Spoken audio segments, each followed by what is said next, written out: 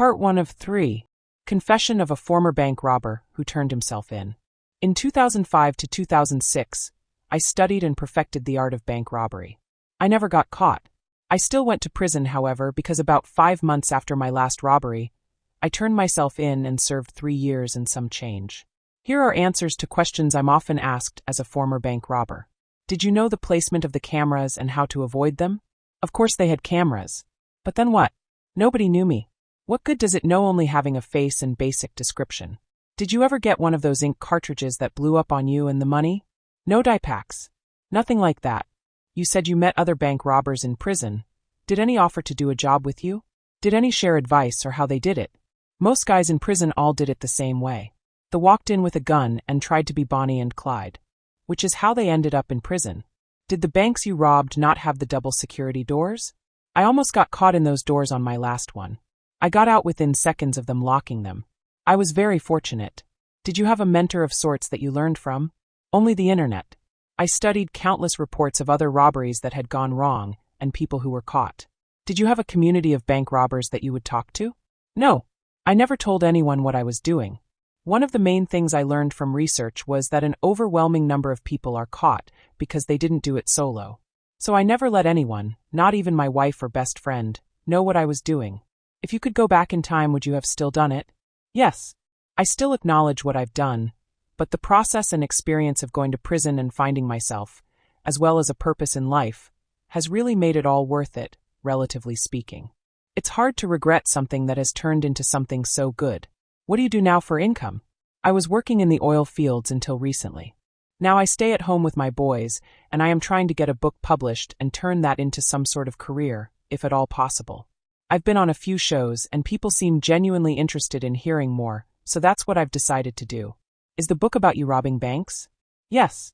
It's about my entire life, but the bank stuff is a large part of it. Did you carry a weapon? No. I strapped a hammer to my leg under my pants just below my knee in case I needed to break out of a locked door or something, but I never used a gun or anything like that.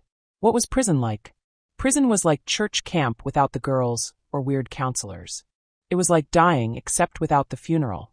I was removed from everyone else's life just as much as they were removed from mine. Male. Because the only way I connected with my family and friends. Prison is lonely and depressing, but it's also a great place to really work on yourself if that's what you want to do. Most men and women waste that opportunity. Thankfully, I didn't. I played a lot of chess and read a lot of books. I also wrote a lot, of course. Mail is the highlight of anyone's day in prison. There are some pretty bad dudes there, but nobody really wants any trouble unless you just really fuck them over. There's always trouble if you want it, but it's pretty laid back most of the time. You learn the way of life pretty quick in there if you're smart. Why did the tellers give you the money if you had nothing to threaten them with? Standard procedure at most banks. Was there a specific time of day that was best? I generally chose a time of day when I thought the cops were on shift change, which was usually around 3 p.m. Some cities actually publish that for whatever weird reason. What did you say to the teller? Walked in the bank and waited in line like a regular customer. Whichever teller was available to help me is the one I robbed. I simply walked up to them when it was my turn to be helped, and I told them, usually via handwritten instructions on an envelope, to give me their $50 and then $100. There was no threat. I just told them what I wanted, and they complied. This is how it works in America because the amount of money a bank gives up, $5 to $7,000 on average, per bank robbery is infinitely less than the amount of business they'd lose if shit got wild in a bank full of customers.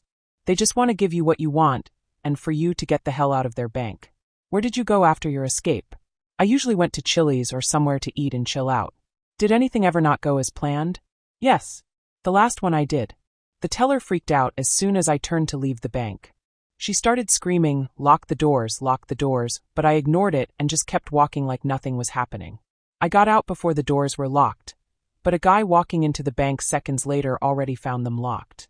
He was pissed, of course, because it wasn't closing time and he thought he had gotten there too late. He obviously didn't realize the guy who had just walked out of the bank and passed him had just robbed the bank. How many pounds of shit, would you say, were in your pants while walking out the door? 1.21 gigawatts. What made you want to do this Ask Me Anything confession? Is it pride warning? I wrote a book, and and a friend of mine suggested that I do an Ask Me Anything on here because people apparently like this kind of shit. I wasn't so sure, and I figured I had nothing to lose in coming on here to see what people would like to know.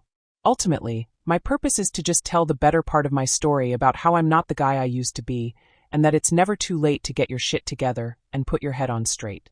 I was a real piece of shit once upon a time, but I'm not anymore. I'm very happy with who I've become, and I'll do anything possible to reach those who are walking down the path that I walked down a decade ago. So if it's just Q&A to 1,000 people and I still reach that one person, then that's good with me.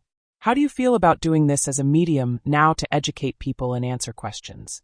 More or less, how do you like the questions, and how does it make you feel to answer them? Are you reminiscent? I don't like or dislike the questions as much as I enjoy the ability to put myself out there and perhaps cause a spark in someone else's imagination to do something productive with their own shitty circumstances. What about your getaway was different? In some of your answers you say you planned the getaway and not getting caught very thoroughly, and you focus on the actual robbery itself in other answers, but not what happened once you walked out. Getaway was crucial. I only robbed banks that were in parking lots or something like that with other businesses around. I parked my truck out of view from the bank so nobody could see what I was getting into. How much planning did you do before robbing a bank? I researched for about 5 or 6 months prior to my first one. I studied mostly the things that people did to get caught, and I just tried to plan around those things. It's hard to know how people get away since those details rarely make it to the news, but studying how people get caught was incredibly helpful in knowing what to avoid. Once I did my first bank, very little planning was needed for subsequent banks.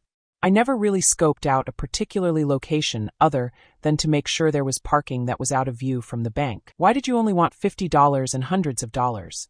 I don't know about today, but back then all of the marked bills, die packs, and tracking stuff was in $20, so I definitely didn't want those. And $1, $5, and $10 were such a small denomination that they wouldn't add up to much anyway. It wasn't worth the extra time for them to get everything out of their drawer. Also, if someone else noticed the teller clearing out their drawer, it might look weird and trigger some sort of response. Getting out a bunch of $50 and hundreds of dollars, however, seemed to be the quickest way and drew no attention from other tellers. What made you get into bank robbery? Bank robbery is the real American dream. We make movies about it, and as long as innocent people aren't hurt or killed, our society loves bank robbers. Also, it seemed like a worthy challenge. I thought it would be quite an accomplishment if I could solve the puzzle and figure out how to get away with it. Thanks for watching. If you enjoy this video, please like, comment, and hit the notification bell so you don't miss out on new videos.